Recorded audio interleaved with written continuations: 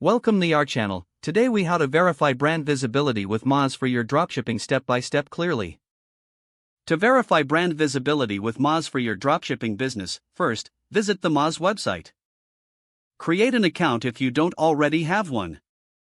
Once logged in, navigate to the Moz Pro dashboard. In the dashboard, find the Keyword Explorer tool. Enter your brand name in the search bar. Select your target location for accurate results. Click on the search icon to view the keyword data. Review the keyword difficulty score and search volume to gauge brand visibility. Next, go to the rank tracker section within Moz. Add your brand name as a new tracked keyword. Input your website URL to associate it with your tracking. Set up the tracking frequency based on how often you want updates. Once you saved your settings, wait for Moz to gather data.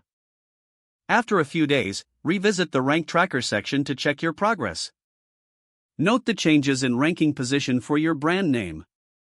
To further analyze visibility, explore the Site Audit tool. Run an audit on your website to identify SEO issues. Check the report to see how these issues may affect brand visibility. Next, use the On-Page Grader tool for optimizing specific pages. Input a URL from your site and analyze the on-page SEO score. Make necessary adjustments based on the recommendations. Finally, monitor your brand visibility regularly using the tools in Moz. This ongoing assessment will help enhance your dropshipping success. If the page does not load, refresh the browser or try again in a private or incognito window. Make sure you are using the correct email address, then retype it carefully to avoid small typos. If your password is not accepted, use the reset option and create a new strong password you can remember. Check your spam folder for verification or security emails, then complete any requested confirmation steps. Enable two-factor authentication if available to improve account security and reduce unauthorized access risk.